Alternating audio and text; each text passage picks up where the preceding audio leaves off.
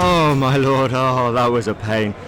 Woo. So, we think the internet issues are fixed. I basically had to move 20 meters from one corner of the room to the other. I'll give you some sort of pictures later on, but we're in the practice nets of the cricket ground, and so the corner that we'd set up in was perfectly fine yesterday. It was just not working, so we've had to move to the other corner. Very kindly, Bibi and KFoged agreed to delay their game because we got lunch afterwards, and so we're just about to start. So we've got KFoged on the right playing elves, Wood Elves, and we've got Bibi on the left playing Undead. So this is a bit of a superstar match. So let me give you some explanations. The guys have explained what they've got. Good to go? Yeah, good to go. We're live. Yeah, thanks. Hello.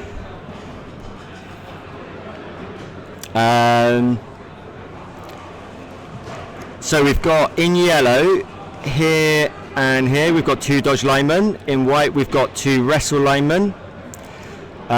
We've got a tackle war dancer here in red, and in purple a strip ball war dancer, and here we've just got 4 catchers.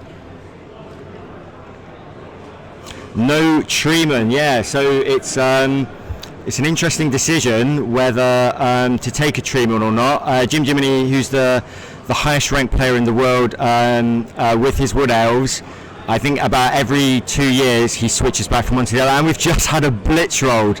Oh my lord, this is the last thing that Bibi needed to start off the game. So what is KFoged going to do here? So KFoged's kind of going to look for a passive defense. He's going to try and look to block that off. Now what that means is he's not really going to want to commit too much. His best option is probably to try and send a couple through, maybe some of these linemen, but it's not easy to get through because of the offensive way the Bibi has set up. It's actually quite difficult.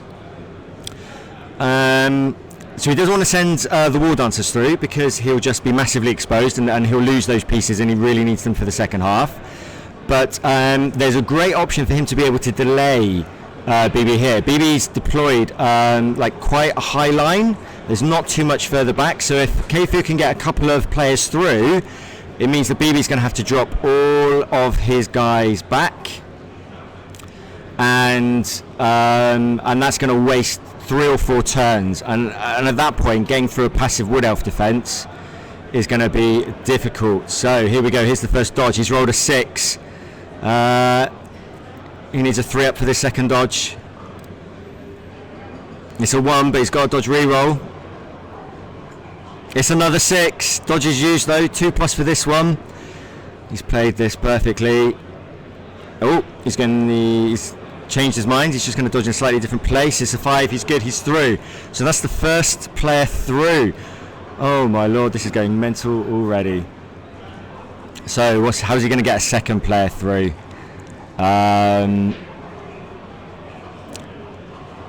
So he's just pushing another catcher through. It's probably a wise idea. The catchers are a little more expendable. He's got the 3 and the 3 that he needed for the 2 dodges. Just needs a 2. Oh, it's good. So, yeah, sorry, no, you're right to ask the questions. The game kind of started before I was prepared. So, yes, Bibi has a full goal. It's a full goal roster. He's got, whoops, didn't mean to move that. Let me add the whiteboard back on so I can actually do some drawing rather than just moving stuff around. So he has a mummy, a white, and a mummy here, and they've all got guard. And then there's another white here, which is a tackle white. This ghoul back here has sure hands, and the other ghouls have block. So I'll actually try and write that in. I was hoping to be a little bit more prepared with writing all the skills down, but I wanted these guys to sort of try and get on as quickly as possible. So KFoged's happy with just the 2 catchers being sent through. What he really wants is to make sure. Do you guys not see the blue lines over the top? Okay, good. Phew. Yeah, sorry. Yeah. It's like an overlay whiteboard. I guess it's a transparent board, not a whiteboard. Yes, a blitz and a KO for KFoged. So that's a huge start. Yeah, that's about as much as that could have gone wrong for Bibi as is possible in the first turn. So KFoged, the reason why he only pushed 2 through there is he really wants to leave at least 8 people back to form the column defences. You really need 4 columns in order to properly defend. Undead aren't the fastest, but they can get round. And KFoged's also going to bet that he's probably going to lose 1 person on the line, so he doesn't really want to push any more than 2 forwards. So you can see Bibi here, he's done well. He's moved the tackle white at the low side of the field to mark up that dodge catcher, and you can see that he's also set it on the diagonal, meaning that the catcher would have to sort of run the long way around, and it just uses up extra space.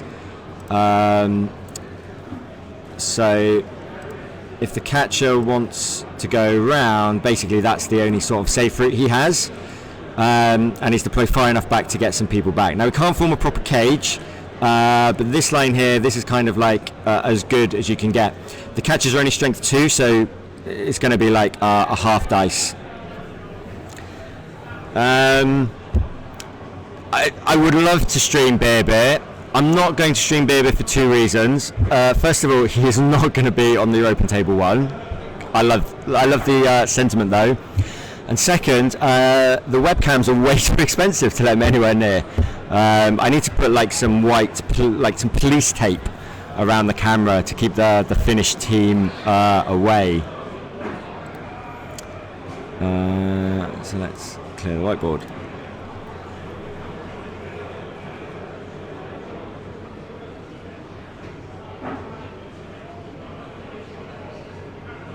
Oh, that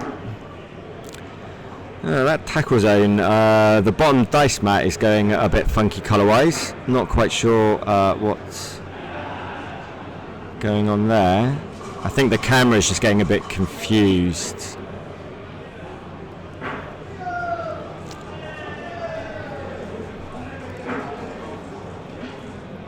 So if you have any questions, guys, please feel free to pop them into the chat. Part of the reason why we're trying to stream these is to promote tabletop, Blood Bowl, and Blood Bowl in general more. So if you're interested in anything, it doesn't have to be about the game in particular. It can be about tabletop, Blood Bowl in general. Please do ask. We've got lots of really experienced players in chat here as well, including the French captain Galantil. Welcome to the channel, my friends. Galantil unfortunately couldn't be here because he's expecting twins, so congratulations for that. But yeah, we've got loads of experienced people in chat, so if you have any questions, if I can't answer them, I'm quite sure that lots of other people here will be able to.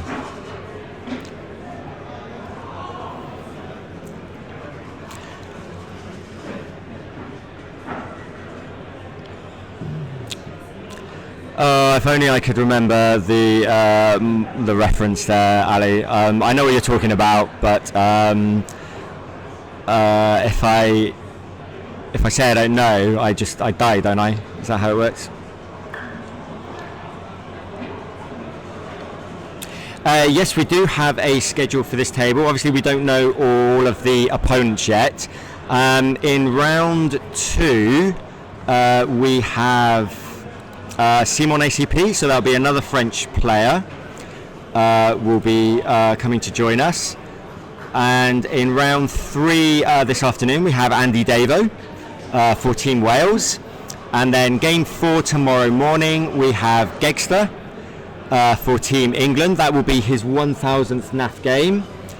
And then 5 and 6 we've left open, because what we want to do at that point is sort of concentrate on the top tables.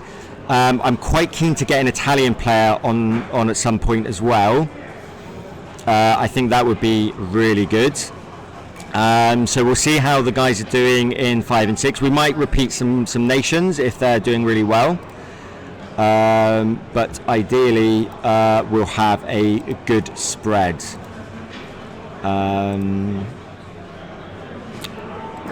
Yeah, is Andy Welsh? Who knew? So if you go to that link that I've just popped into chat, that will give you the times for all of the games. Bear in mind that it's in UTC.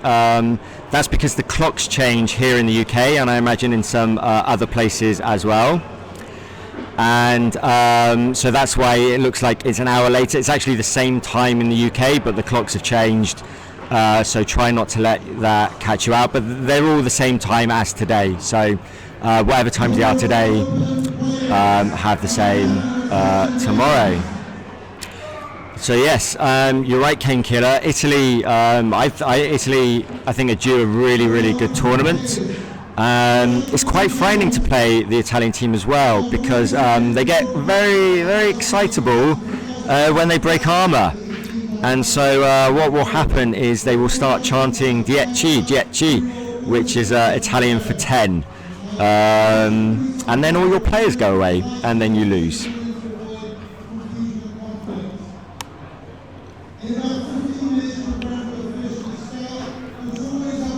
So if you hear some tannoy in the background, that's because the European set of games are delayed an hour to the Eurobowl. That allows the organisers to prepare. So Hawker, the main organiser of Eurobowl this year, is just announcing for the European schedule and getting them ready. And when there's a convenient break, I'm going to try and fix the bottom dice mat because that's a little bit annoying. Let me see as well if I can.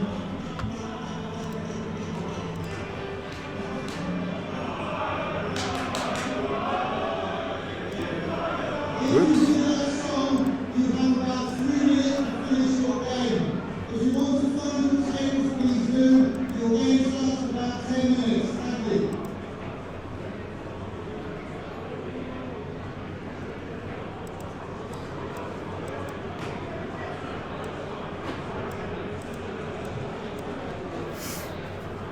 Okay, so in the bottom left here, we just have, these are the two the teams that are playing off. So Italy are playing the Dragons. You'll notice that the Dragons isn't a nation. This is because we want to make sure that all the countries that want to appear can.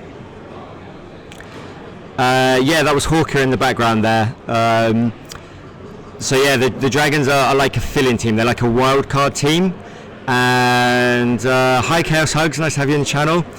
And so yeah, so the Dragons are basically a wild card team made up of random players that haven't made it into other nations. And the strength of that team can vary year by year. So in Belgium it was reasonably strong. In Sweden it was less so. And this year, well, their stats aren't great. So Italy should be pretty confident of a strong first round win. England are probably slightly above Norway. Norway have a couple of really good players, but they don't quite have the strength and depth that England do. Obviously the big one is this game, France against Denmark. That is too close to call. Belgium, Germany is huge, and Switzerland, Spain is huge. So those are some of the teams that are looking to do really well. Now normally I'd add Wales into the mix as well, but what happens is when teams are hosting a Eurobowl, their best players tend to organise it. So it's a weaker Wales team this year because guys like 20 Phoenix, Hawker, Northern Knight are not made. So yeah, with the Dragons, Verbal and Hobnail are their two experienced players. Verbal is a good player, but as Ali said, he plays halflings a lot, and no one's going to have a good result with halflings.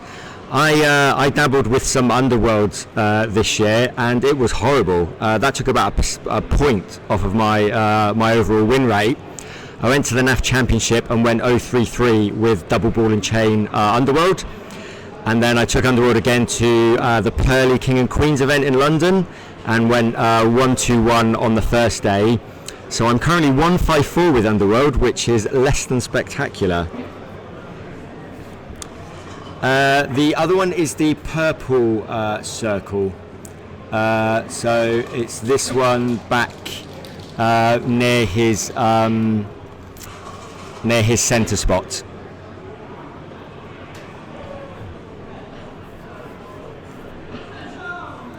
So let me try and type some things up.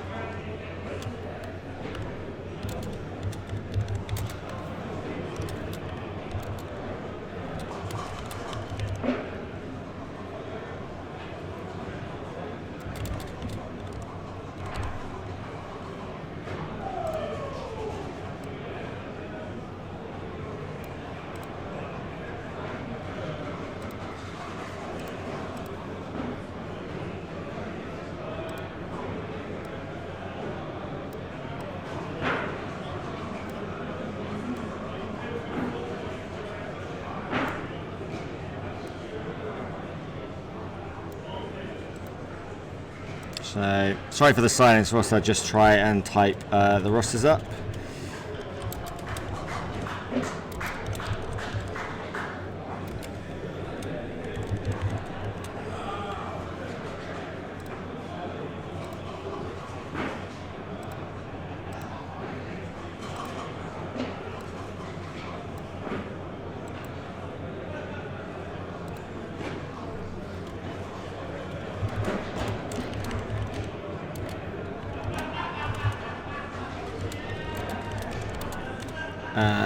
Purple.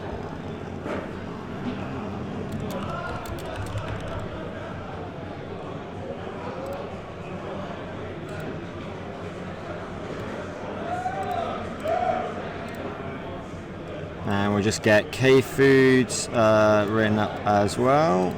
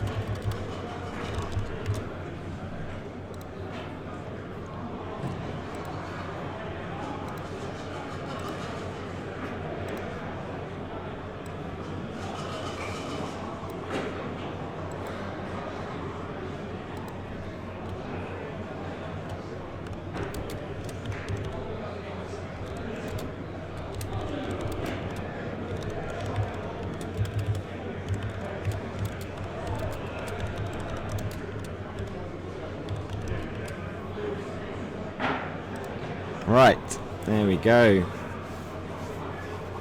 I think that's everything. If I've made any mistakes, guys, or if you've got any more questions, do ask in chat. and I'll try and clear things up. So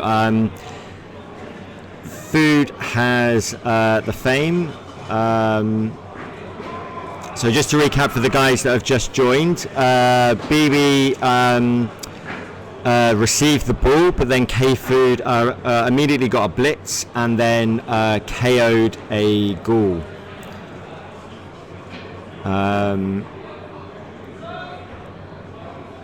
He pushed a couple of guys through deep to try and delay Bibi, and then but Bibi's recovered well and has now made it back up to the halfway line. So for KFoged now, it's very much a case of get that passive defense working. He did manage to soak up 2 turns. No misclicks in this. So yeah, KFoged's done well. He's soaked up 2 turns, and that also helps his guys to survive. And now it's very much a case of trying to block the Undead from advancing too quickly.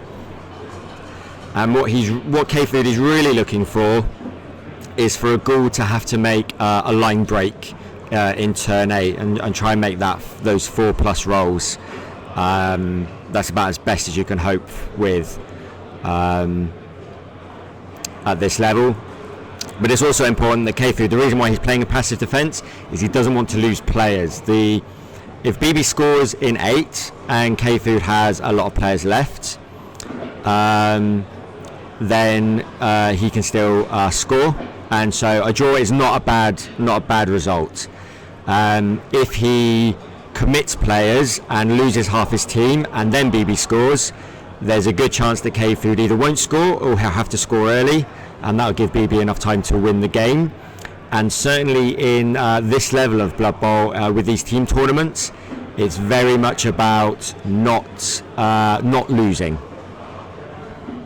So as you see here, KFoged has basically just moved all of his guys away. Just like everyone is told to, he made all of his safe moves first, and then he made his dodges. So we've got a really strong front line from Bibi here. We've got 2 mummies in close proximity, but the ball is a little bit wider than he probably would want it to be. So Bibi's going to look to make ground forward, but he's also going to try and centralise the position. And you can see KFoged, being an experienced player, is trying to tie up these 2 zombies near the centre of the pitch, whilst also at the same time preventing Bibi from having an easy way of gaining ground by centralising. Yeah, KFoged is affecting the white balance. So what I'm going to do, I'm just going to pop over to the board now and just try and adjust that camera to be a little bit higher, and hopefully that won't affect. The lights are really quite high, so I don't think it's that. So I'll just go over now. I'll be back shortly.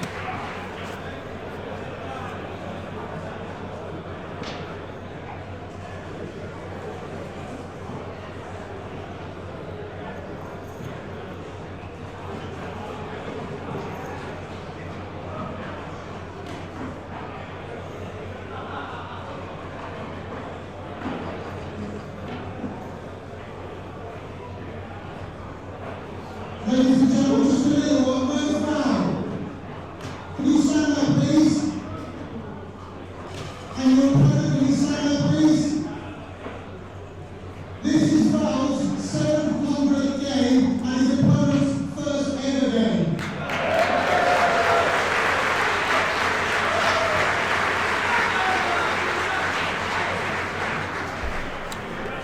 Okay, I'm back. So let me just change the cropping on that.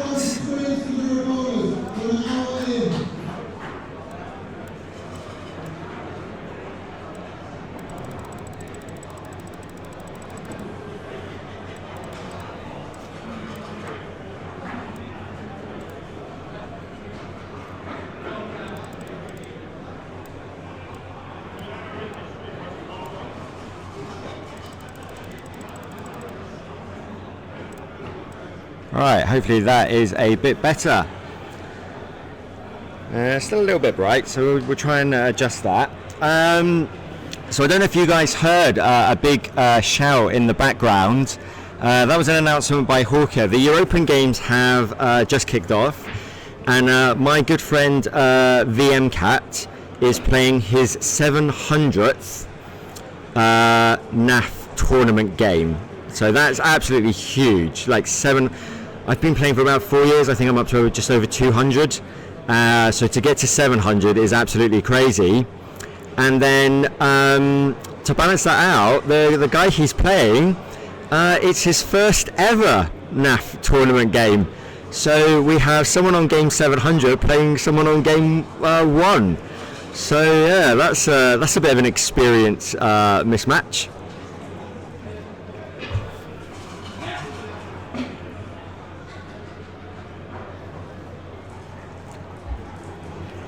Okay, so what did I miss? So it looks like Bibi's just doing the sensible thing. He's got time on his side. This is only turn 4, no need to panic yet. And he's just pushing hard into the elves. So in particular, he's going to be looking for 3 dice blocks and the mighty blow of the mummy. If he can chip 2 or 3 elves off in the next few turns, he's going to be looking good.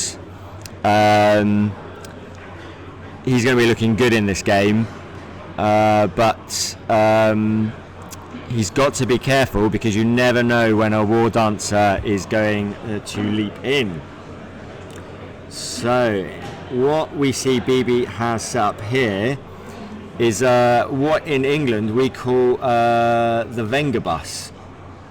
So a Wenger bus is basically an extended cage which involves these 4 players. So you've got your normal corner guards, but then rather than just having the ball carrier in the middle, you notice you've also got this guy here as well. And the reason for that is that assist is really hard to cut. So if KFoged does bring a war dancer in to either of these 4 marked squares, obviously we've got some guard guys as well that will affect things, but in principle the reason to set up this formation is if he comes into any of these 4 X squares and hits the ball carrier, then this white with tackle in the middle is going to be providing an assist, so it's going to be a half die block, which means it's much more difficult. Now Bibi is carrying it with the Shaw hand school, so that means that the strip ball is not going to work, so the tackle guy would come in, and so he's basically down to a 25% chance of knocking the ball loose. The Wenger bus still has some vulnerability because if you come in from this side, you could potentially cut from this circle, cut the 2 corner guarders, and then you've got a 1 die on the ball carrier. So Bibi's basically saying, well, hang on, if you come in and you hit him, then the ghoul. Let me clear my rubbish off for a second.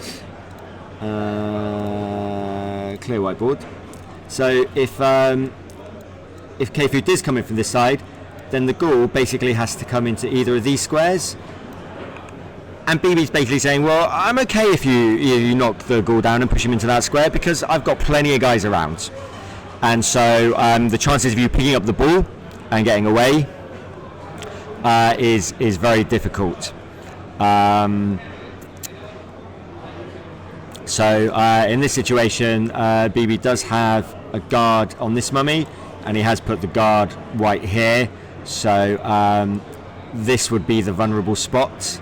This scribble here, that's the spot where he's vulnerable from.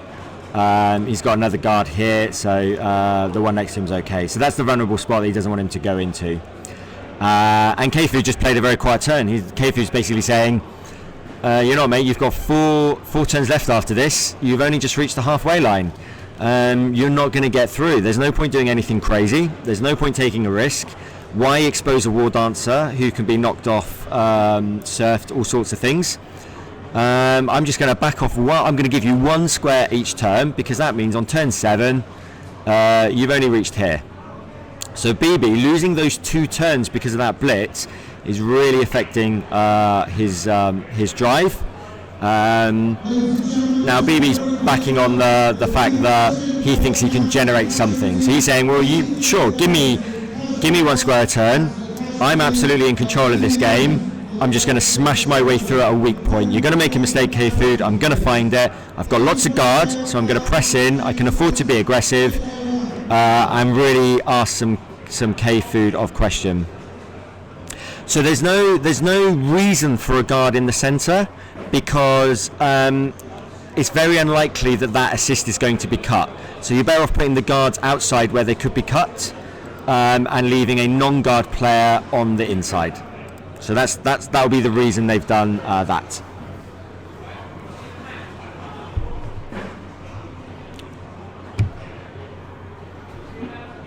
Oh, yeah, good point. Good point. Well spotted, that man who said the undead have 8 skills. Of course they don't. They have 6 skills each.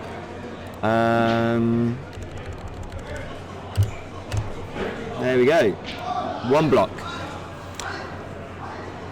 Yes, 1 short hands, 1 block. Yeah, sorry about that. Good spot. So yeah, that was my mistake. I wrote 3 times block in the rosters.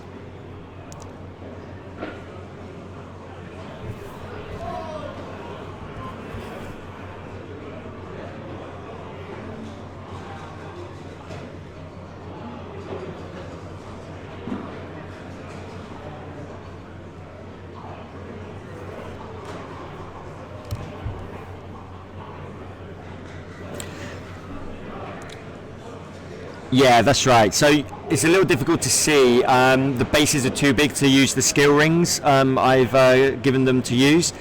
But you can just about see some small red loom bands around the mummy and one of the whites. It's quite hard to see.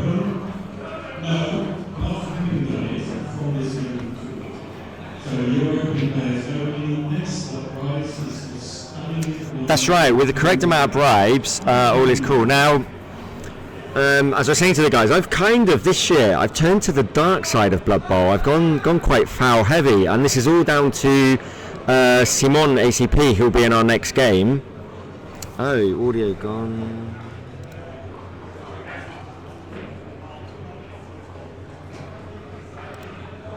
There we go. I accidentally deleted it trying to clear the whiteboard. Thanks for that, guys.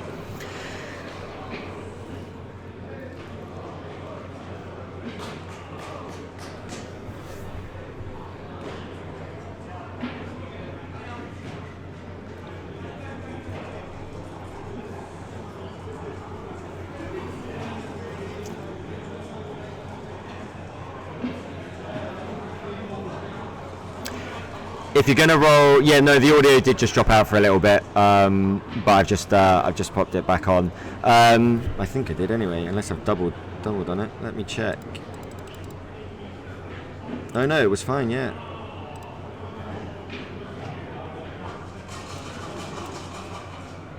How's that, guys? How is the audio still okay? Let me type that.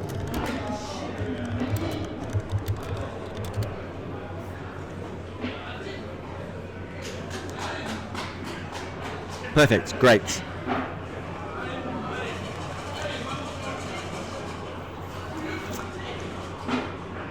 Yeah, so you should see at the top of the screen, you should be able to see the turn counter and the number of rerolls.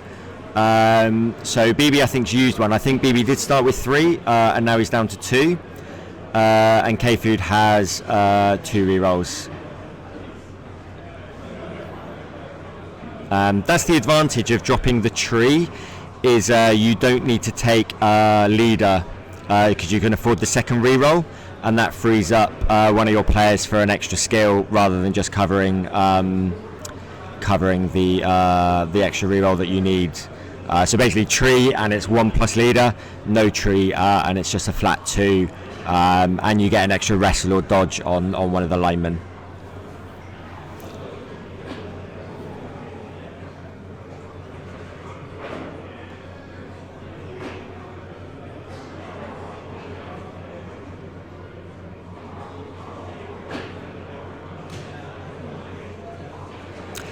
So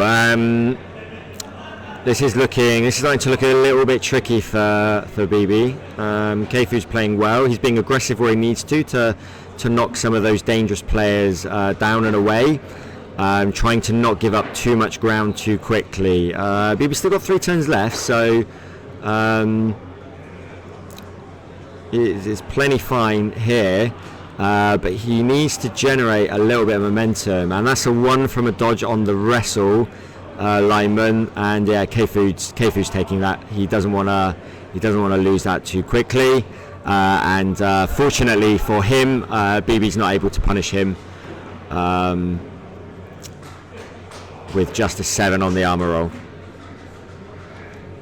Dice cups are really good. I think a lot of people, when they start playing tabletop, they don't really sort of, dice cups are a bit weird, but then after a while you just get so used to it.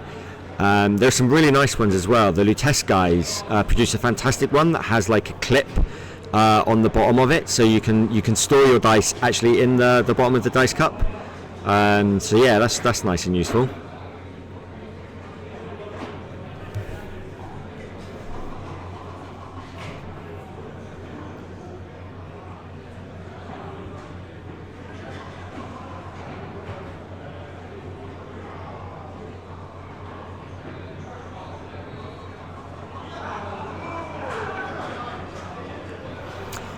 So because of the delays this morning, this match started about 20 minutes later than all the other matches. So I think the rest of their team should about be approaching half time.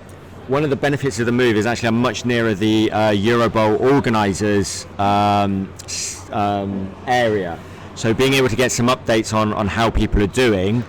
And what I'm going to do is I'm going to try my best in the bottom left of the screen to update the scores as they come in, to keep you guys up to date on how everything is going on.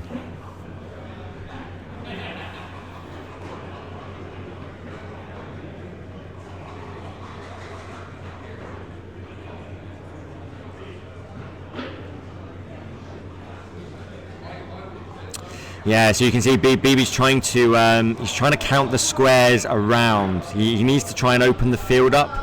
There are lots of elves bunched up.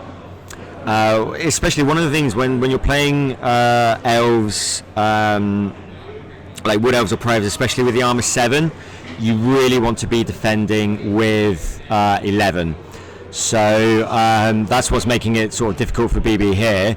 Jalil, exactly as you said, he's trying to reverse. He's trying to get around that screen with the wrestle guy falling down. It gives him an opportunity to hit this dodge and then try and make some line. But you see him shaking his head. It's not easy. And this is one of the problems with Undead. This is sort of their weakness is. Oh, he's taking the block. That's good. So he's got that diagonal that he needs to go through. He's broken armor. Is this going to be a removal? Yes, KO. That's helped hugely. That is he'll be like breathing a sigh of relief because of that.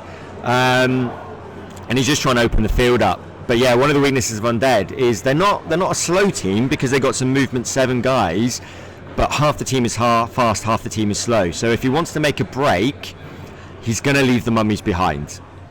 So that's a big question of, can he make those mummies useful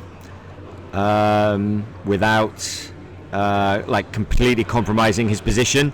And as soon as he leaves a slight weakness, a war dancer could go in. So he's playing well.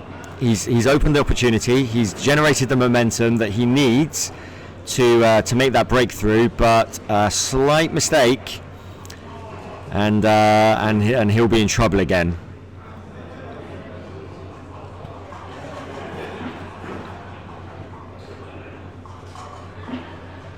So yeah, it's still 0-0. So if you look at the top of the screen, I'll be trying to update the score as we go. Yeah, he did. Go for it. I mean, the last thing you want to do is open up the field, but You're right, Jaleel. He needed that go for it for the 2 dice on that dodge lineman. And you can see now all the good players in the world use dice to mark spots where they want people to end up. So you can see that's where he's going. It is my great pleasure to announce that spot prizes gone to the gentleman whose first game this is. So yeah, this is a good turn from Bibi. He's done well here. He had to. What he did well is he recognised that if he just kept playing very safe every turn, it wasn't gonna get him anywhere. So one of the key skills of Blood Bowl is knowing when you need to take the risk and when you need to play it safe. And he's realised he needs to step it up. And yeah, and the dice has come through for him. I mean, he's not gone crazy. It's not like he needed a load of 6s or anything like that. He just needed some consistent good turns, and it would absolutely have been worth burning a reroll on this turn to generate that momentum. So he's got a really strong line here. It's going to take quite a lot of effort for KFoged to come back and re-centralise. In particular, that lead ghoul in the corner. I reckon we're going to see that go. I reckon the tackle war dancer is going to knock that guy down, and then he's going to try and reform up on this line. So there we go. There's the assist. So it looks like he's going to make some safe moves first. Okay, that's a little surprising. He's marking up that corner too. So it looks like he's maybe going to be a bit more aggressive this turn. He's certainly okay for players.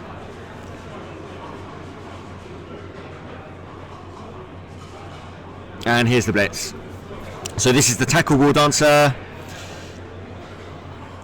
And he gets the block. He gets the block that he needs. He probably would have preferred a push takedown, but 10 on the armor roll. Oh, is Bibi going to lose another player? It's another KO. Oh, just when Bibi thought he'd equalised on players, another goal falls. He needed to take the risk of exposing him.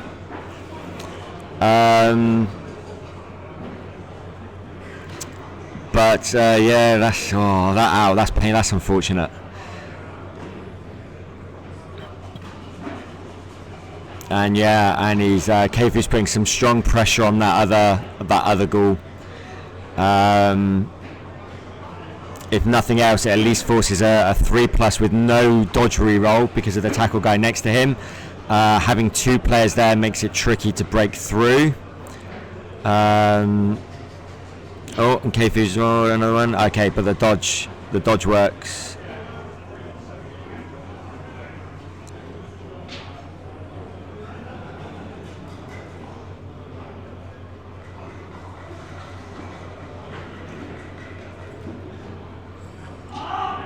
KFoged plays, so Dark Elves are definitely KFoged's best team. I think he's ranked 2nd in the world. Oh, he's just double wonder dodge with a catcher. Oh, but Bibi is unable to break armor. Bibi would have loved it if he could have break armor and knocked another guy off. He would have really liked that. So there are a couple of weaknesses in KFoged's line, but nothing critical. But yes, KFoged normally plays Dark Elves. I think he's ranked 2nd in the world overall in all races. He's certainly won a lot of competitions with Dark Elves as well. Plasmoid, I think Plasmoid's the Team Denmark captain, non-playing captain, and he's shaken things up a little bit with Denmark. Quite a few of the Danish players are playing on different races to the ones they would normally play on. And I think that's to try and create a stronger team overall. And yeah, he did play this exact roster. I got a good look at this roster. I was on KFoged's team for the German Team Bowl, and I was playing Dark Elves in that team, and he was playing Wood Elves. And it was interesting actually. What KFoged found was in games where he didn't lose a lot of players, he won quite comfortably. But occasionally there was a game, I think it was one, I think it was game 3 or 4, and halfway through the first half he had 5. He had 5 in the KO bin. And yeah, that game did not go well. We lost that round, unfortunately. He and I both lost our games. I was playing Hactar, who's playing in Team Portugal, with his Necromantic, and that was quite a game. A lot of counter frenzying. I managed to get the ball off of him on my drive and stop him scoring, but I wasn't able to score myself. And then he basically did exactly the same on his drive, and then this really annoying zombie picked it up and threw to a goal. And but you know, Hactar is a great player. He was a bit overall he was unlucky on the dice, so he deserved the win for sure. So yeah, German Team Bowl, very good competition. Yeah, you're right. It's interesting as well, the guys that have gone for the tier 2 teams, because tier 2 get a bit of a bonus. It means that Necromantic are in tier 2, so you see a lot of them, especially in the European, huge amount. And humans, you see quite a few humans being played. And interestingly, we've for Team France, Galantil, I don't know if you can explain Galantil. Simon. Oh, he's broken armor. Oh, just a stun. I wonder if you can explain Simon's choice of Pro Elves. He's gone for a double dirty player Pro Elf team. 13 players, I think. No one is looking for. Yeah, okay, yeah, I see the laughings coming in. Would you like to explain, Galantil, a little bit about that decision for Simon to play double dirty player Pro Elves? Oh, is it just one dirty? Well, that's still one too many than you'd expect. Okay. Yeah, double dirty player. Woo.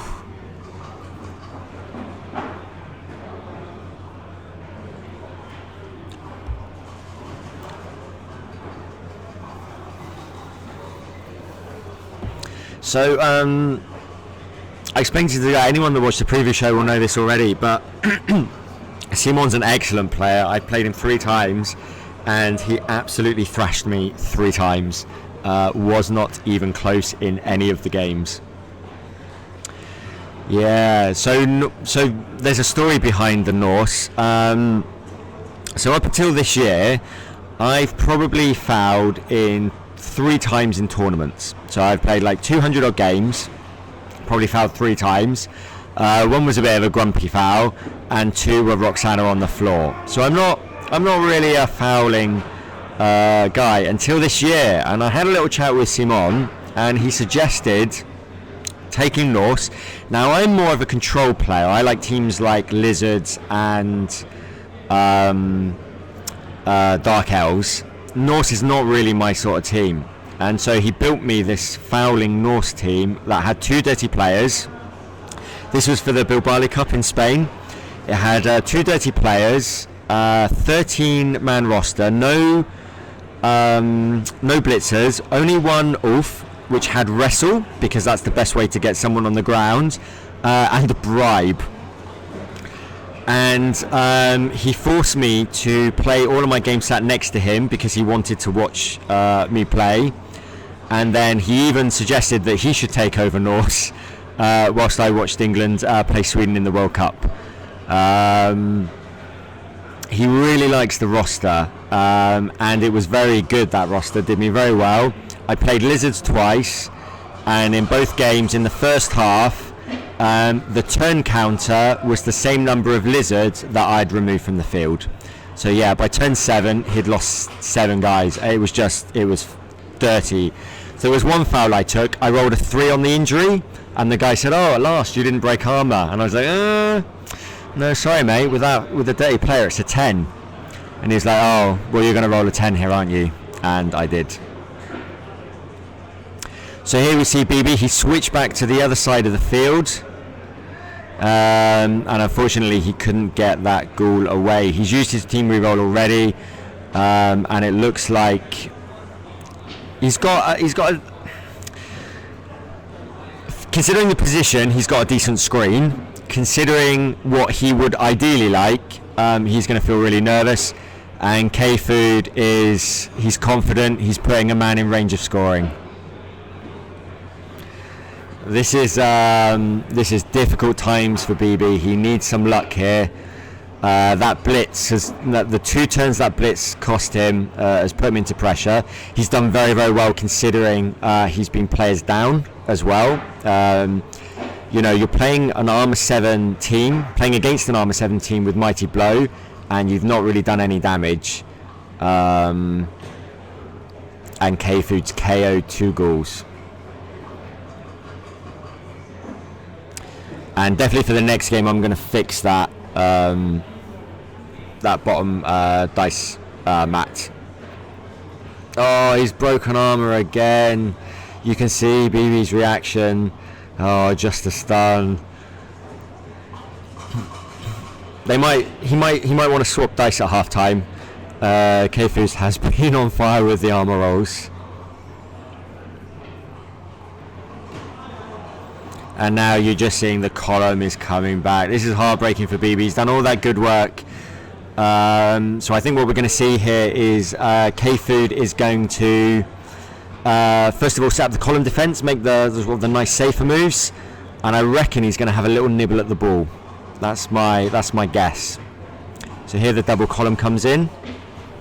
Yeah, thank you. This is thanks to FF Fields. One of the things I learnt. Oh, it's a one hopping back. Oh, he's made just about made the dodge on the reroll.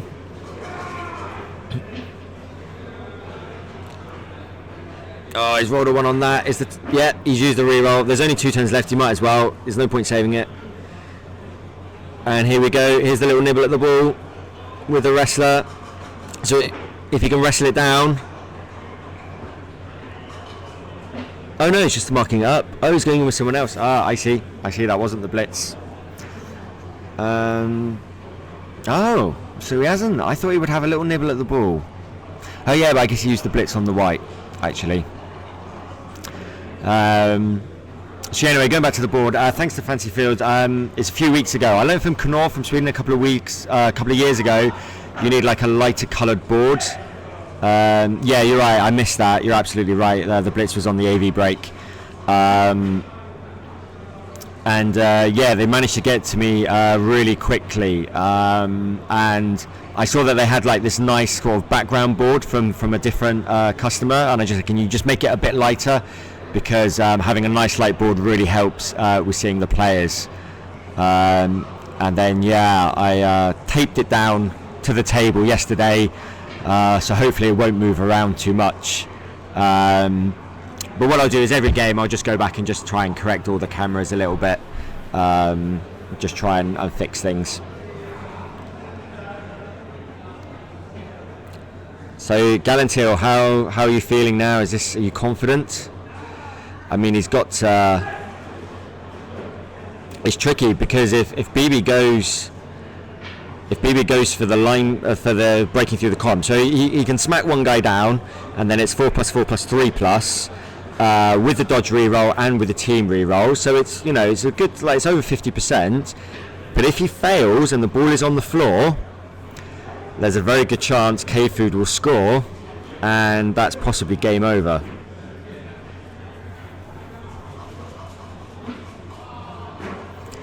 So here we go. Here's the blitz. He only needs a push, that's fine, and you can see he's opened it up, and now he's created the channel. He's rubbing his hands. Here we go, guys. It's all down to Nuffle now. It's all down to Nuffle. 1, 2, 3, 4, 5, 6. He needs to go for it as well. Oh, the dodge has been used straight away. Oh, he's failed the first one. 1 in 9, the very first one. Oh. I mean, and he's broken armor. Oh, he's killed him. Oh my god. Oh, Bibi is having absolutely no luck in this game. The only potentially good thing about failing the first one is at least there's players around the ball if the roll is kind. It's a 3, it's not kind. It is not kind at all. Oh no. Oh, he's 1 in 9, lost a player, and the ball has fallen kindly. What an absolute nightmare. Yeah, what a bounce. What a bounce. Oh my god. This is bad times for Bibi now. Here we go. KFoged to score. He's got the pickup. He gets into short passing range. Here's the intercept. Can he get it? He deserves it. He does! Intercepted! Oh! Gallo, how are you feeling now? I feel the whole of France has just relaxed. Whew, oh my god. Wow. Wow. I mean, after the bad luck he's had, I think he did deserve that, but oh my god. Bibi, what an absolute legend. Well done on that interception. It just shows you guys, even at this level, oh man, you still need to pray for 6s sometimes. Wow. Wow.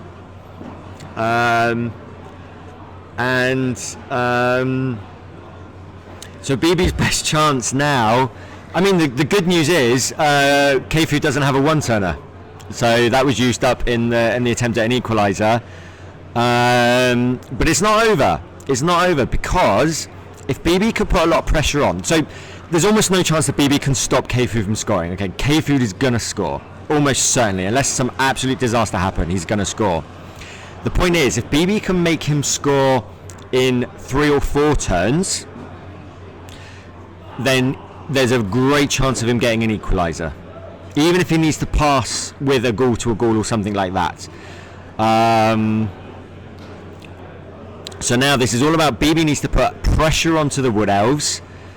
So it's one of the chats you see a lot of times. You see it on Facebook, you see it in a lot of forums, you see it on Twitter, about people not liking the stalling game. And when you want to be like as good as these guys, the game, stalling is not a part of the game, it is the game. It is the game. You have to try and score in 8. If you score in 5, 6, that's no good. So to be good, you have to try and force your opponent to score early, and we've got to get the ref. This will really suit Bibi. Some elves are going to get stepped on. So they both got a gold coin to represent the bribe. Those gold coins are courtesy of Lutece. You buy those coins and then you spend them on beer. But Lutece, they always make the beer really cheap on the Sunday, and then you have loads of gold coins left. So let me count. 1, 2, 3, 4, 5, 6, 7, 8, 9. So yeah, it looks like we're down to 2 goals. I think we've still got, is it 2 KOs still, I think? What I'm going to do, guys, I'm just going to leave the chat a second.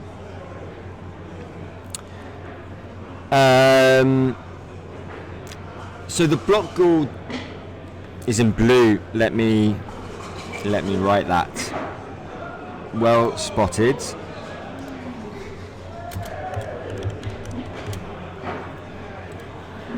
There we go. I forgot to write blue. Yeah. So the blue goal, who's kind of between the 2 whites, is the block one, and I think the sure hands one is off the field.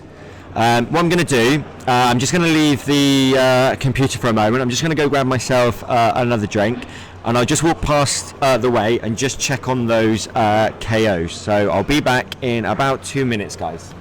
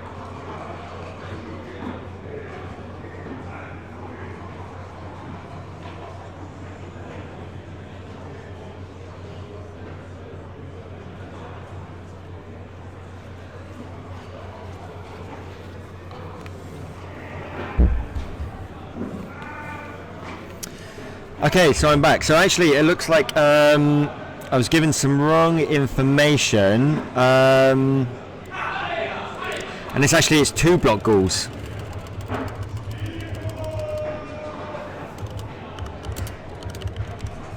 So there you go. Right, 2 block ghouls. One is on the pitch and one has been killed. So Bibi's down to 9 players. Just walking through the hall, the drinks are at the other side. Everyone's like a little bit quiet. Everyone's like concentrating on their games, except for one guy, Bibi, who's shouting at the top of his voice every time he rolls a dice. So it was not hard to see him. So yeah, everyone's having a really good time. And let's see what's going on here. So turn 2 for KFoged, and he's pushed wide, but he's pushing wide quite early. Yeah, interesting.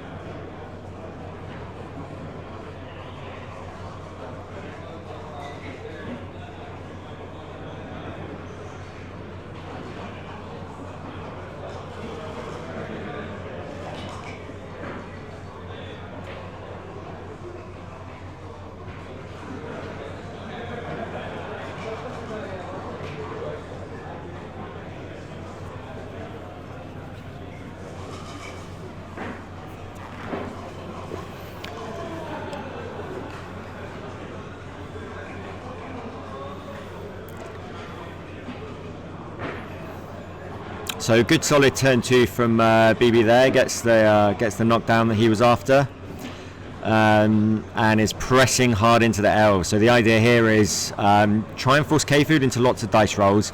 You never know, if KFoged opens with a double 1, that is a lot of elves being hit and the position collapses.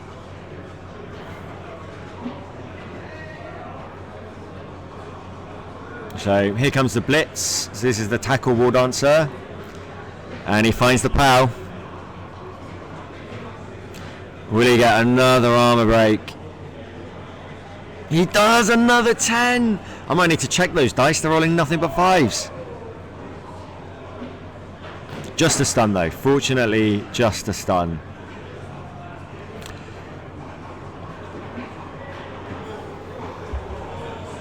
Bibi has definitely been unlucky with these armor rolls. But KFoged's pushing. He's pushing hard. Now this could come back to bite him, because if you kind of if you force yourself into a corner, it's quite easy for the other side to sort of surround you, and you've got nowhere to run to. So what KFoged is trying to do, let's get the old markers back on.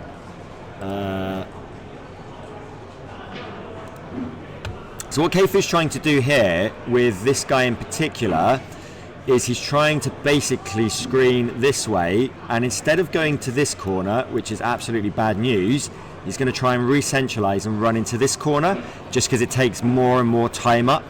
So what Bibi's got to do, if Bibi sort of presses hard into here, then he's just going to let KFoged escape. So what he's got to do first is get rid of this guy and then block this line off. Because that way, KFoged either has to go to this corner or he has to run backwards. So Bibi really needs to block this off. And, you know, Bibi knows this. I'm not giving him advice. He absolutely knows this.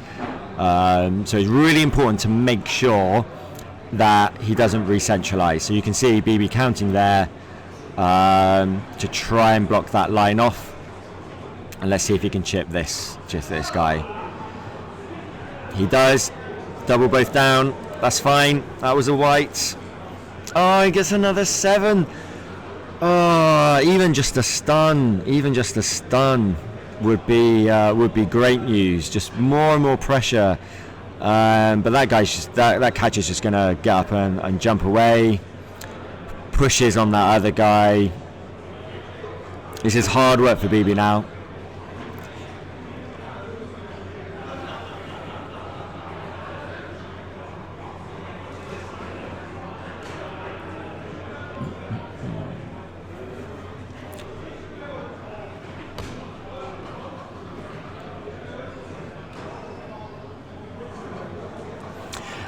Sorry, going back on the chats, P1S1, yeah, you're absolutely right. There was exactly this board was the one that I copied. So, yeah, speaking to Alex FF Fields, who said, yeah, he's a great guy, really helpful in getting this all done in time. I basically said, yeah, I really like that board, can you just make it a bit lighter? So, yeah, that's exactly the basis of this pitch. And Chilean Team Cup, I mean, it's hard to say what my favourite tournament is. I've got so many favourite tournaments, but of all my favourite tournaments, TTC probably edges it, mainly because it's the highest placed Italian team gets to host it in their city next time. So you can go to the TTC every single year and see lots of different cities. So 2 years ago, last year we were in Florence.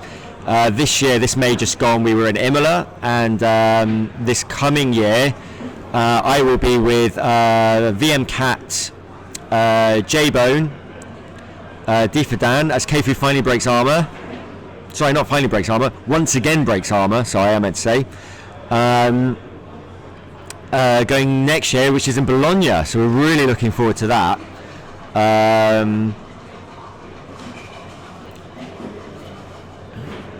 So yeah, it's not the only thing I've been stealing from Predatory Firenze.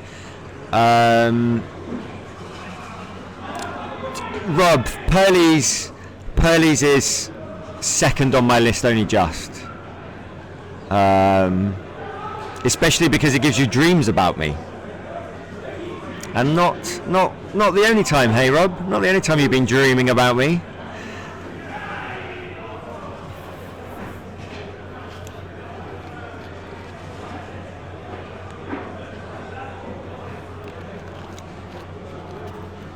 Oh right, brilliant! I didn't recognise you from your Twitch name. Yeah. So well, you'll know I swap shirts with Smilzo.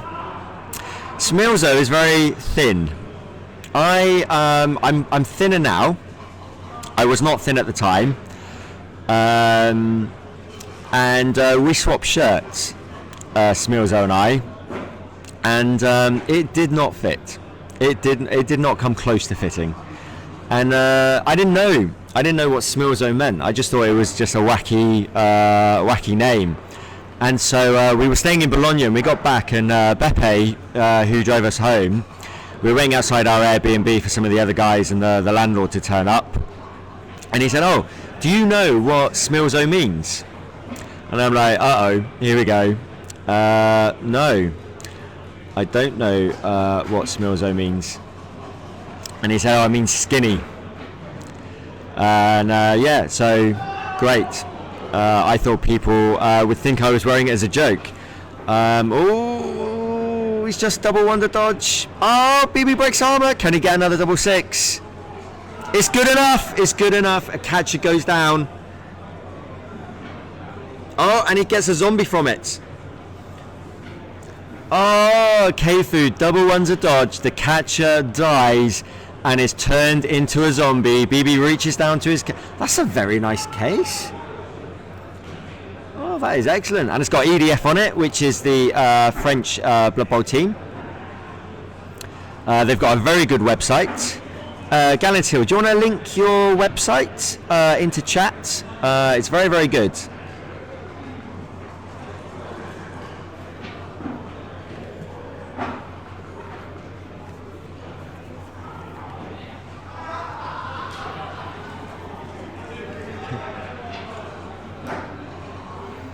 So yeah, still to cut a long story short, I decided to go on a diet and get thin so that I could fit into Smilzo's shirt, and it's not great, but it's a lot better than it was. At the end of that song, Eurobowl players, you will be putting in the last name. Okay? So just over 27 minutes to Eurobowl remain. Just the worst guys in France. Whew.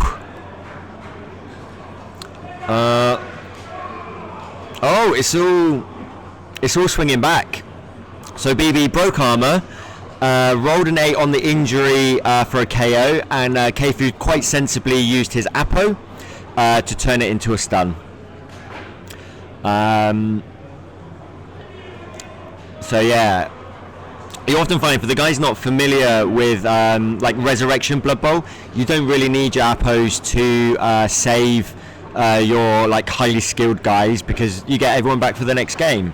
So you often find Apos being used to turn KOs into stuns, because you want the players to remain on the pitch, and especially skilled players. So that wrestle lineman is a good player, wants to make sure he's on the pitch, and if nothing else, you're saving yourself a 50-50 that he might not come back for the next drive. So not only do you lose it for this drive, there's a 50-50 chance he won't come back for the next drive as well. So that Apo helps you a lot. But Bibi still has a bribe, and that wrestle guy's on the floor.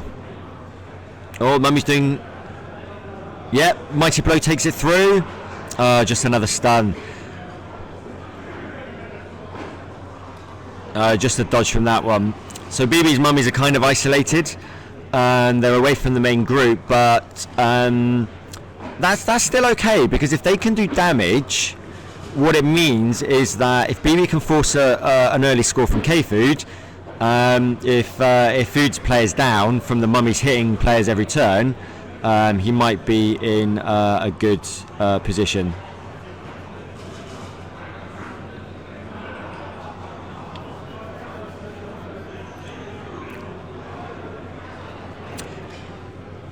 So the ball is actually, it's a coin, it's a green coin. Let me, it's there.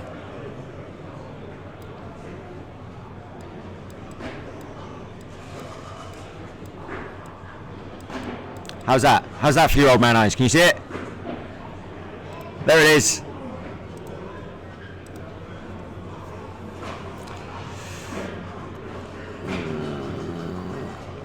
KFoged is really picking on that tackle white with good reason, because it's the most dangerous player that Bibi has. So he's just trying to hit it every single turn to try and get rid of it. And as you see, KFoged quite sensibly is not running for the corner.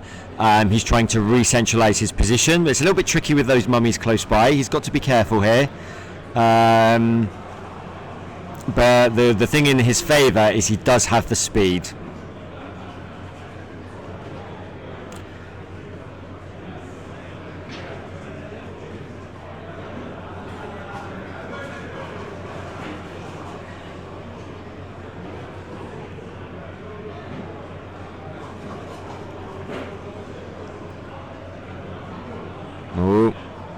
It's good. It's a good dodge.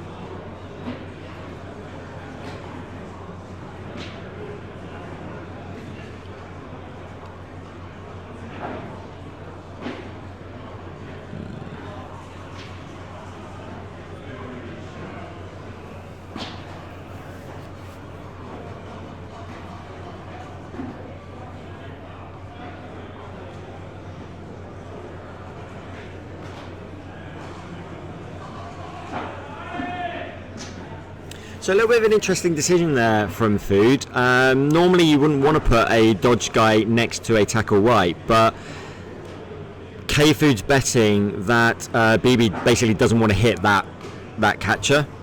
So this catcher here, you know, he's kind of away from the main sort of game.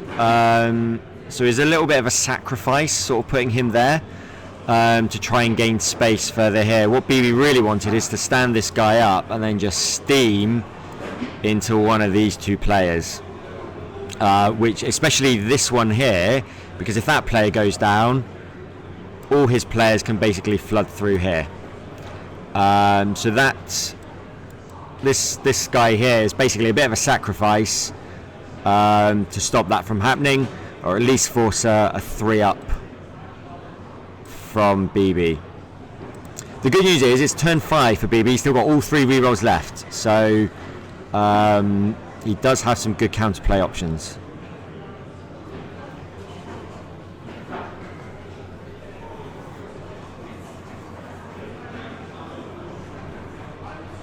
If you guys are connected to any other guys like playing in Eurobowl and you hear stuff, yeah, please do put it in chat for everyone to keep up to date. I've told the tournament organisers once results start to come in, let me know so that I can relay it to you guys, and we'll try and update the scores as they come in. I was hoping to have a co-commentator this weekend, but unfortunately a family bereavement meant that he wasn't able to join us.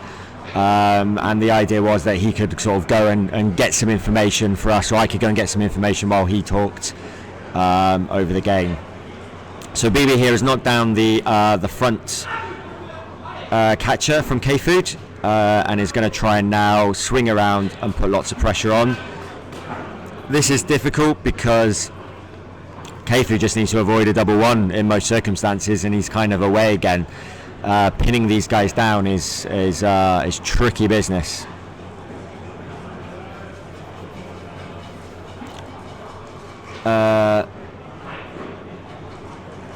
Yeah. So the ball is a coin. It's a coin that we got from the UKTC a couple of years ago. So you can see that it's a green. What I might do is ask them to always flip it around to use the red side, because that might be a bit easier to see. Typically the coin has 2 sides, red for when it's in the air and no one's got possession, and then you flip it over to green when someone's picked it up. But usually if it's under someone, they've got it. It's only in a rare case of a high kick, and then you know, so the context, the circumstance means that you know what's going on anyway. So I might ask them just to leave it on the red side. It might be a little bit easier to see.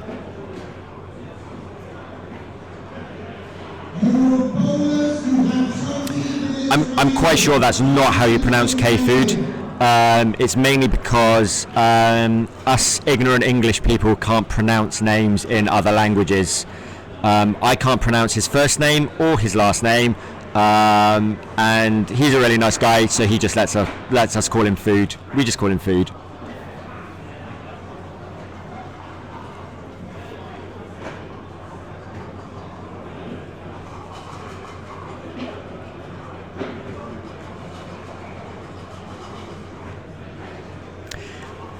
Yeah, what we'll do for the next game is we'll flip it over to make sure it's a red token. I think that'll be easier to see, but obviously I don't want to go over and interrupt these guys halfway through the game. It's very nice of them to let me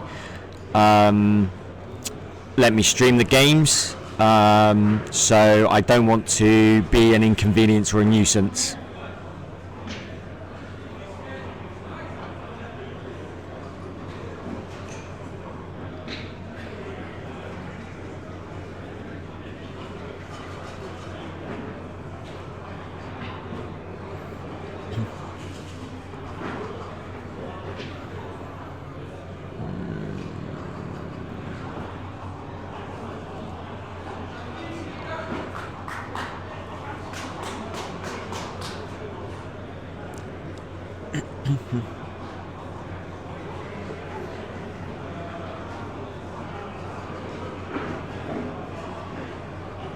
Oh, it's a 1. He's used the reroll to get away from the tackle guy. Can he get away? Oh, he's double won that. He's double won that. There is some exposure. This is Bibi's chance. This is Bibi's chance. This is huge. He really needs this. And his armor broken. Is it going to go away? No. Well, it's gone away for a turn, so that's good. I mean, there's only 2 turns left, so a stun is 50% of that guy's remaining game, and even though he's got high speed, he might be too far away to affect things in turn 8 as well. So Bibi's going to get 2 dice on the ball carrier. He needs some dice. If he gets good dice. So this is the strip ball wall dancer who has the ball. In goes the assist. But unfortunately the tackle white, the one that he really wants, is all the way up here being pinned. So it can't be that one. So that block there just gets that away, and then he's going to come in round here. Here we go.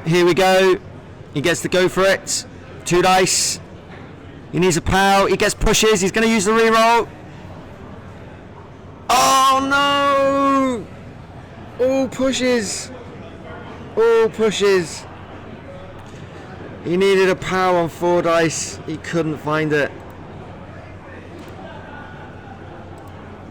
Oh. I cannot help but feel that was his only shot. A KFoged might take the safe option here and just put it in and bet on the Undead not being able to 2-turn. Or he might try and swing back this way. Bibi needs a double 1 from KFoged now. And in fact, even that might not be enough. Bibi played really, really well to engineer those dice. But I can't help but feel that was it. He's oh, that was the shot. I mean, it's tough. Finding a power on 4 dice is still tough. But if Bibi does lose this, I got a feel for him. I think the armor dice were definitely against him. Oh man, he's got to go for it. He's just got to put people in and just hope. Yeah, it was worth the risk, that dodge. I didn't think he had any other option. It was no good where he was. Now KFoged has a decision. Does he put it in and bet on Bibi not being able to 2-turn? The thing is, if KFoged puts it in, he can't lose the game. So that might be playing on his mind. Obviously, it's good to go for a win. But to be fair, actually, even if he doesn't put it in, Bibi's probably not 2-turning from here, is he? 1, 2, 3, 4, 5. 1, 2, 3, 4, 5.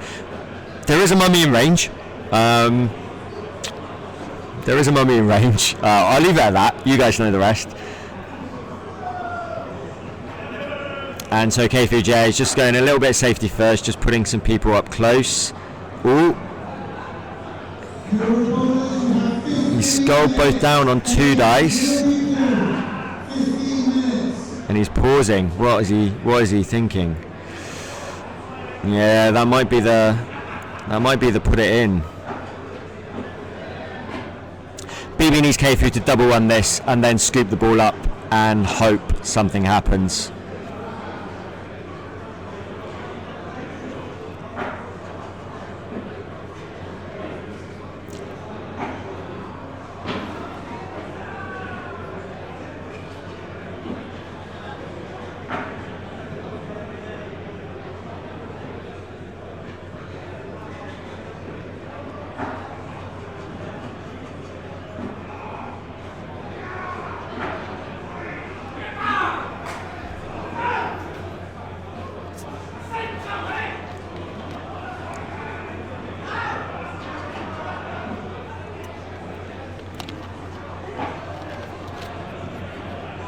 He makes the dodge, and he's stalling. He's all in for the stall. It's probably wise, given the tackle White fell over. But if he double ones, this is a problem now. He double ones anything, it gives Bibi another shot. Not a good shot, but a shot. And Bibi's got a reroll, so far from impossible.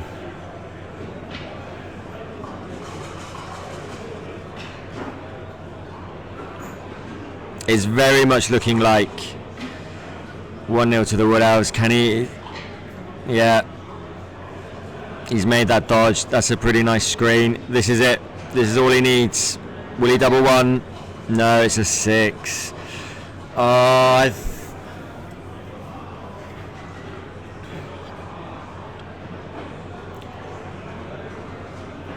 heartbreaking. So KFoged's just going to try and tag up as many of Bibi's players as possible. Oh, he's going for a cheeky. No. Well, he's not. Yeah, KFoged's not going to use his last reroll on that. And yeah, so Bibi basically now has to just steam into that corner, tag him up, and hope for a double one. It is not a good chance. Even if everything goes perfectly for Bibi on this turn, that only leaves a 3%. He might. I mean, it's probably worth a 5+ cage break at this point, isn't it? 3, 4, 5. Throw a ghoul in. Hoping for a 1-die POW.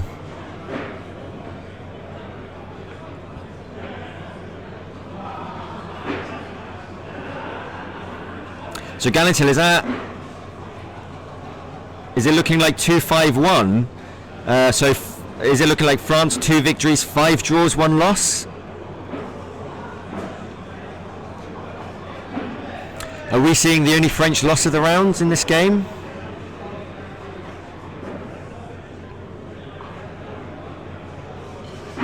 For the moment, yeah, okay, good. Whew.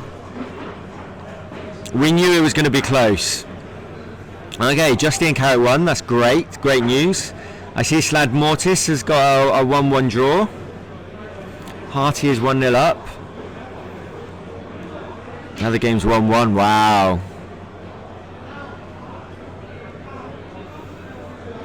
Very, very close. So yeah, Denmark really need this win on this table, it sounds like.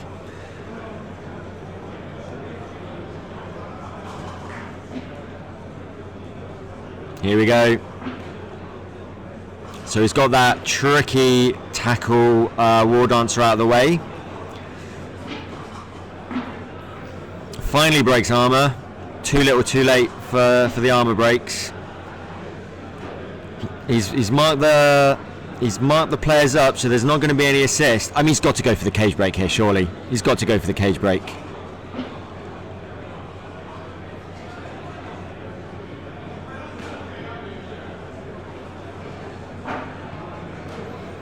It'll be a 5+ with a dodge reroll for the cage break for a 1-die on the ball carrier with a team reroll. Of course, even if everything goes great, there's still elves around, so he still needs to find a way of securing the ball. But it's better than just leaving a 2-up dodge. No, I'm trying to. This is the awkward thing. I'm trying to find out who's doing well. Definitely what I'll do is when this game ends, I'll bring the guys in for a bit of an interview, but we'll try and grab some of the other guys to have a quick round and see how everyone else is doing. It's absolutely my intention to try and bring you all the results from all the teams, not just the one game that we're featuring here. So I'll do my best. Yeah, I do need a minion. Unfortunately, my minion wasn't able to make it. I do have some more minion planned for tomorrow. But I need a little runner, don't I? A little fetcher to help shuttle results back and forward. See if I can get one of the refs. Here we go. Here's the dodge. He gets the first. Oh, that's a waste of a 6. Here it is. Here's the big one. He needs a 5. 5-up dodge. He doesn't make it. Dodge reroll. Oh. And now KFoged just walks it in.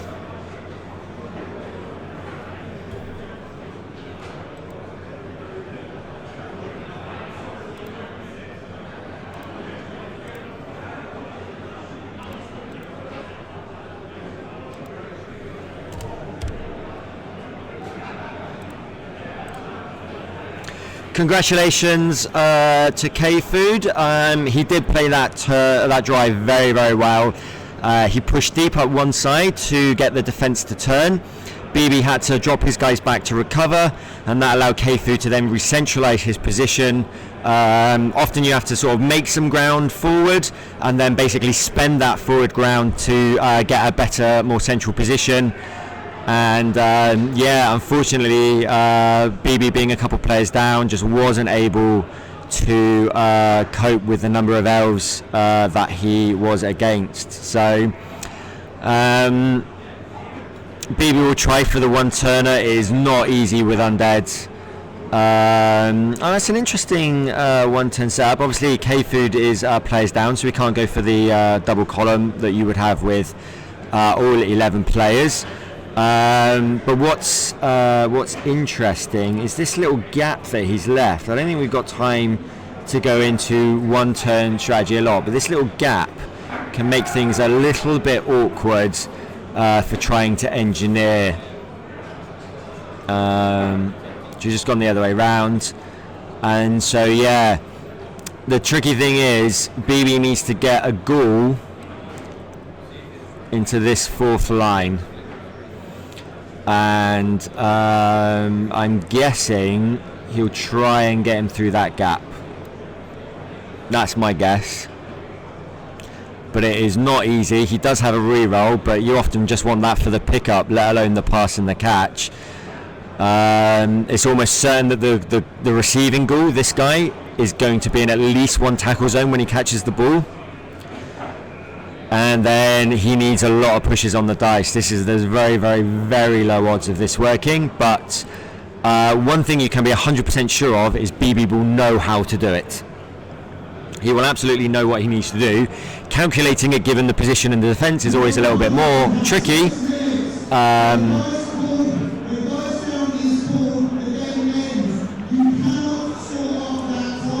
But it can be done. Bibi will know how to do it. So it's not over yet. Kind of is over, but it's not over yet. Yeah, right would be good. A right would be great. So one in direction 3, so at least that's forward, that helps. It's a high kick, that doesn't help at all. A right would have been lovely. Quick snap would have been great. The goal doesn't catch the ball. Oh, is he going to bounce behind him? No, it bounces forward. Okay, so that's something at least. 1, 2, 3, 4. Actually, it wouldn't have mattered if it had bounced behind him. He's still within range for that handoff, isn't he? 1, 2, 3, 4, 5. 6. Yeah, he would have been okay. Yeah, so dragons. Absolutely. My intention, absolutely, is to use those blue numbers in the bottom left to write down the scores. Unfortunately, without a minion, trying to get them is a little bit difficult. But I will do my best for you. I will do my best.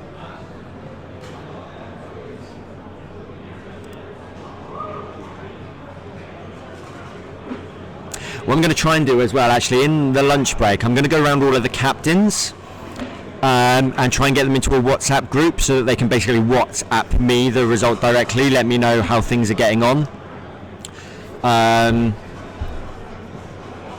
And then that might be easier than having to minion back and forward.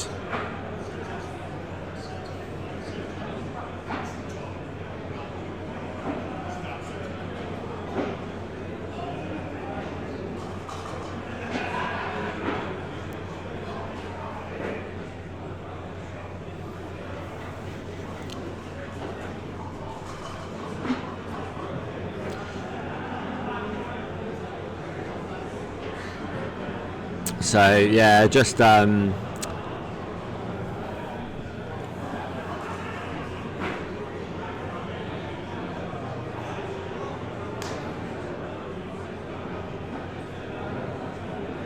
just about casualties here. Didn't get the pushes he needed. So he's just going for a bit of damage.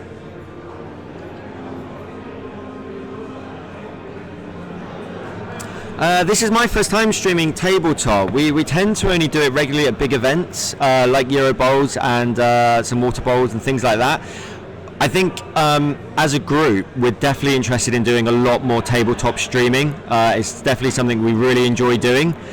And what's good is we've got a good community of people trying to help each other out with this.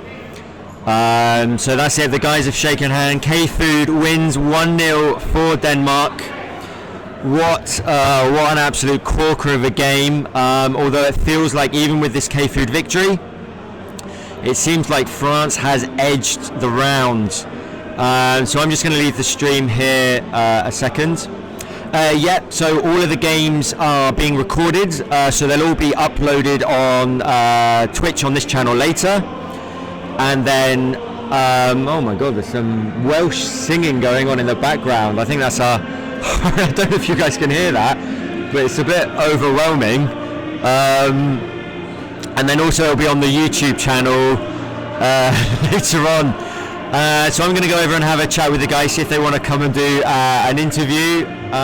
So I'll be back in a moment.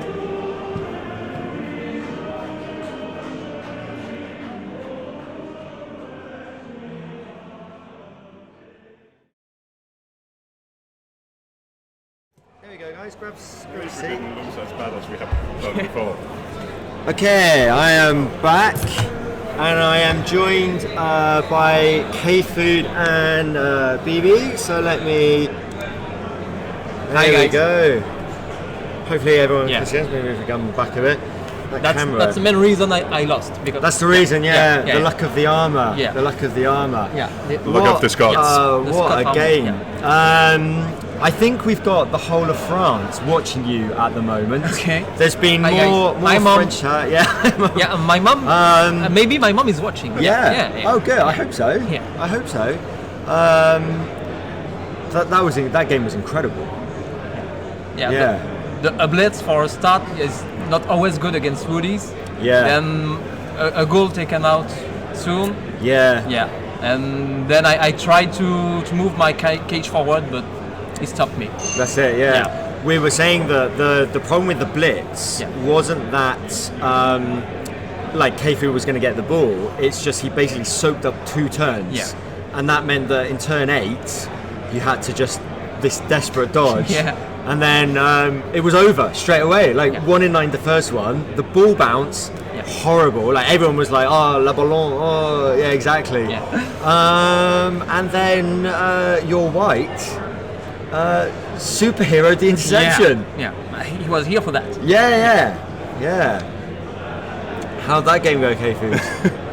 Yeah, it's a lot easier playing Wood Elf when you don't playing down in players. Let's put it away. And taking out the ghouls takes out all the flexibility of the Undead as well. Yeah. So it's really kind of easy to like box in the Undead. Yeah. So having like cage them in on all sides, which makes it easier to defend as well. Because it's kind of a Hail Mary try to score. Yeah. Even if.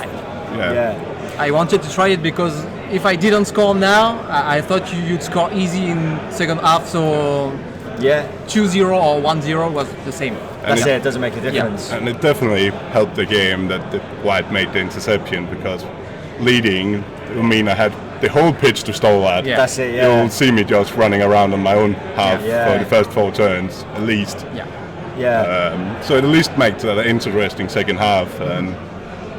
But it was good. Elf kept dodging until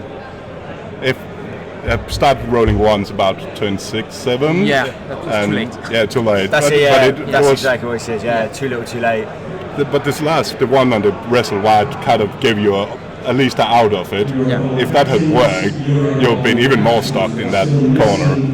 Well, that's it. When you had that chance late on because of a double one on a dodge, and we were like, okay, this is his chance. This is his chance. Push.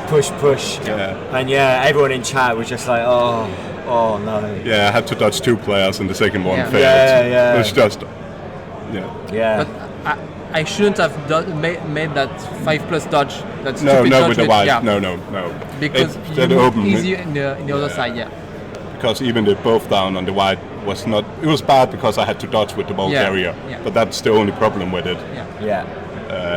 Because of the wide laying down. Yeah.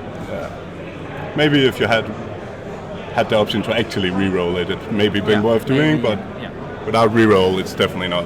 Yeah. Excellent. So, it seems like at the moment, because we've got Galantil and a few other guys in chat, and they're obviously keeping tabs, it feels like France is just slightly ahead. It's looking like 2-5-1. No, I think we are 4 wins. You're up to 4 wins now. Oh yeah, 4-3-1. Oh, it swung massively. You're the only one. You're the only one, KFoged. Yeah, I'll take that. Take that. No, it's good. It's Undead Wood Elf. It's a good matchup. Yeah. Yeah. It's And it's always going to be a tough round. Some poor team has Denmark. Some poor team has lost this first round and has Denmark in round 2. So that's going to be a bit upsetting. Yeah. You know, imagine losing your first game and they're facing Denmark. Yeah. But we're playing now. It's good. It's good to be back in Eurobowl. Yeah, and I prefer to begin with a tough game. Yeah. Yeah, Get because out of the way. No, I'm in Get the it game. into get up to your thinking up to speed. Exactly. And even with our 35 minutes delay, we still managed to beat the clock. So That's right. Yeah. A very loud clock as well. I don't know why it needs to be that loud. I think my favourite part of the game is when you were gonna blitz the ball carrier later on. Like you moved your guys in to cut all the assists and things like that, and then just before you took the blitz, you were like, come on, warm the dice up. I need some luck. That was my moment to shine, but I didn't shine. Yeah. Sorry, guys. mum. Sorry, mum. Yeah. Do you see, guys? sorry, Thomas' mom. He's let the whole of France down. We didn't really, because it was a great team win for France. And interestingly, it seems like Ireland have beaten Scotland. Controversial. Controversial. So maybe Ireland-France round 2, Scotland-Denmark. Yeah, you'd be happy with Ireland? I never played them, so Yeah.